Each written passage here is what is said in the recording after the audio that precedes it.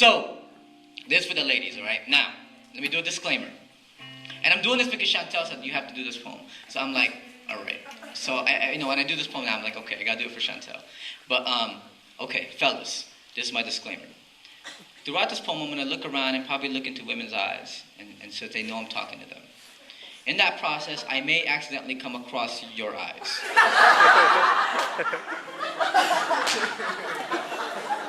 When I do, please look somewhere else. All right?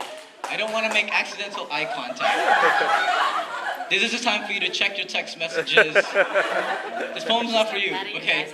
So, you can look this way. I don't. No, like, see, the thing I don't want to happen is like make eye contact and some dude's going. I'm gonna be real uncomfortable. So, Don't say anything. all right. So, okay.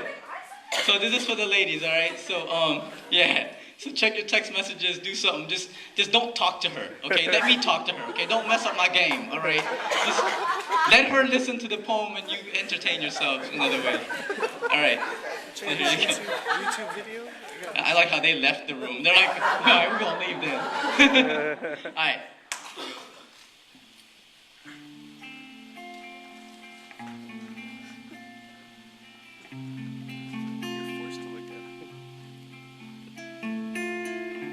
We throw beach towels into the breeze, ease our backs into the sand, close our eyes and ask the sun to stay out just a little bit longer.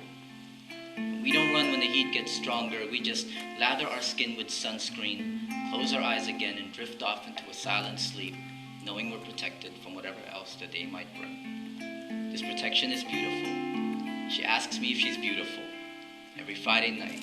Standing at the foot of the stairs, she asks me if she looks all right, and if only she could see what I see through my eyes. How the flowers turn their face to her stride. How the rainbow for smiles enough to overcast the skies. I tell her she's beautiful, and I mean it. Because she's been flipping through magazines again, so it's gonna be hard for her to see it, but I see it. I know it. The same way I know the metal still shines behind the rust, I know her beauty lingers. Like the band of skin still holding her natural skin tone, behind the diamond ring on her finger, I know her beauty lingers. Behind stilettos and name brand clothes, salon haircuts and makeup, I ask her, do you know why they call it makeup?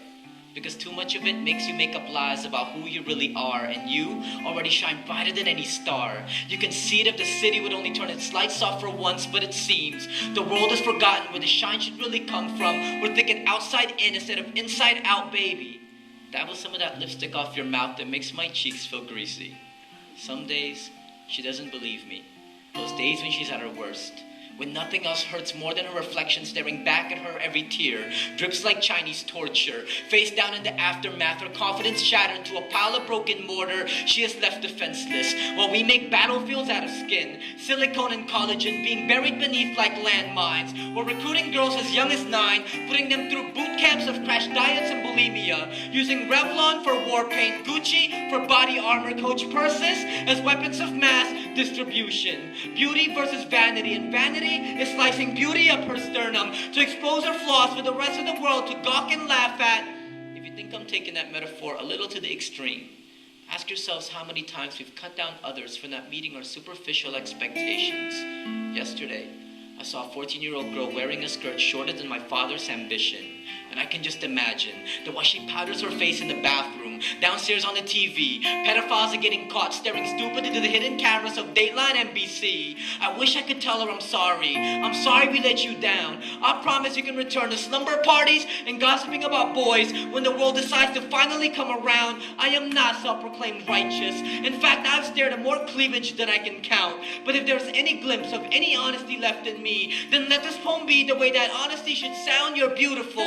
You're beautiful, and I'll repeat it until it saves you, until you learn you can spend an entire lifetime in the bathroom, but it will never compare to how perfect you already are, exactly the way God made you. So let the flowers turn their face to your radiance, let your heartbeat pulsate to your skin, marvel at your magnificence in the mirror, spin then do it again. Beauty is nothing more than confidence, vanity is nothing more than shackles, and love will never equal a man whose knees are scraped with carpet burns from trying to run out your door with his pants around his ankles. Wear your smile like a sundress, wear your mystique like sunscreen, to protect yourself yourself from being burned by the sheer ugliness of beauty magazines, because the sun is shining and the sunscreen will help you see that the protection will always be beautiful, just as you will always be beautiful. You will always be beautiful to me.